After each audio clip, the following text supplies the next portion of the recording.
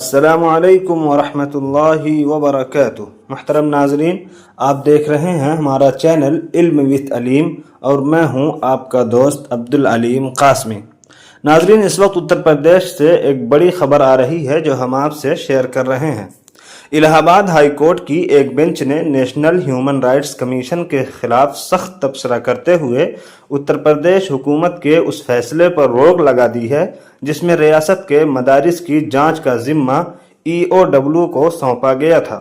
عدالت نے کہا کہ وہ NHRC کے احکامات سے حیران ہے، خصوصی طور پر اس وقت جب وہ مسلمانوں پر ہونے والے کئی حملوں اور لنچنگ کے واقعات پر خاموش رہا، جہاں جسٹس اتل شری دھرن نے کہا کہ ریاست اور نیشنل ہیومن رائٹس کمیشن نے ملک میں مسلمانوں پر حملوں اور لنچنگ کے معاملوں میں از خود نوٹس لینے میں ناکام رہا ہے، وہیں جسٹس وویک سرن نے اس بات پر زور دیا کہ کمیشن ایسے معاملوں پر توجہ دے رہا ہے جو اس کے دائرۂ اختیار سے باہر ہے۔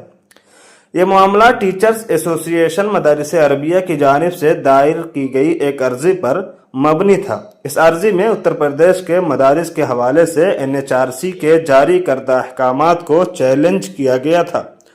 عبوری حکم میں کہا گیا ہے کہ پہلی نظر میں یہ عدالت NHRC کے جاری کردہ حکم سے حیران ہے۔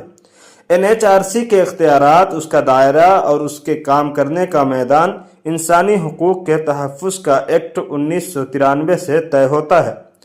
بار اینڈ بینچ کے مطابق جسٹس شری دھرن نے کہا، ایسے معاملوں میں جہاں مسلمانوں پر حملے ہوتے ہیں اور کئی بار ان کی لنچنگ تک ہو جاتی ہے، اور جہاں ملزمان کے خلاف معاملے درج نہیں ہوتے یا ٹھیک سے تفتیش بھی نہیں ہوتی، ان معاملوں میں از خود نوٹس لینے کے بجائے ہیومن رائٹس کمیشن ان معاملوں میں مداخلت کرتا نظر آ رہا ہے جو بظاہر اس کے دائرۂ اختیار میں نہیں آتے۔ انہوں نے یہ بھی کہا کہ عدالت کو ایسا کوئی مثال معلوم نہیں ہے جب NHRC نے ایسی صورتحال میں از خود نوٹس لیا ہو جہاں قانون کو اپنے ہاتھ میں لینے والے لوگ ملک کے عام شہریوں کو صرف اس لیے ہراساں کرتے ہیں کیونکہ وہ کسی الگ کمیونٹی سے تعلق رکھتے ہیں۔ جج نے کہا کہ لیکن اس کے بجائے ان کے پاس ایسے معاملوں پر غور کرنے کا وقت ہے جو آئین کے آرٹیکل 226 کے تحت ہائی کورٹ کے دائرۂ اختیار میں آتے ہیں اور جہاں مؤثر طریقے سے انصاف فراہم کیا جا سکتا ہے۔ انہوں نے مزید کہا کہ کبھی کبھی کسی الگ مذہب کے فرد کے ساتھ عوامی مقام پر چائے یا کافی پینا بھی خوف کی وجہ بن جاتا ہے۔ ہندوستانی آئین کا آرٹیکل 226 ہائی کورٹس کو حکومت، کسی اتھارٹی یا کسی فرد کے خلاف بنیادی اور قانونی حقوق کے تحفظ کے لیے رٹ جاری کرنے کا اختیار رکھتا ہے۔ بار اینڈ بینچ کے مطابق جسٹس سرن ان باتوں سے متفق نہیں تھے اور انہوں نے کہا کہ چونکہ پیراگراف نمبر 6 اور 7 میں کئی باتیں کہی گئی ہیں جن سے میں متفق نہیں ہوں، اس لیے میں اس حکم سے الگ رائے رکھتا ہوں جو میرے ساتھی جسٹس اتل شری دھرن نے دیا ہے۔ انہوں نے یہ بھی کہا کہ مقدمے کے میرٹ یا NHRC کے کردار سے متعلق کسی بھی حکم سے پہلے تمام متعلقہ فریقین کو سنا جانا چاہیے تھا۔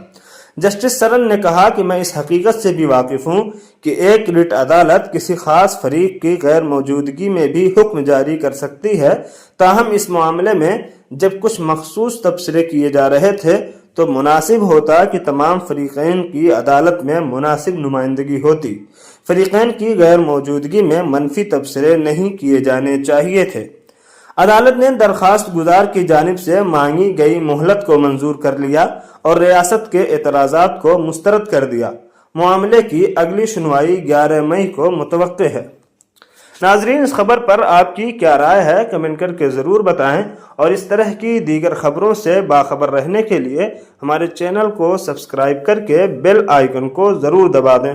والسلام علیکم ورحمۃ اللہ وبرکاتہ۔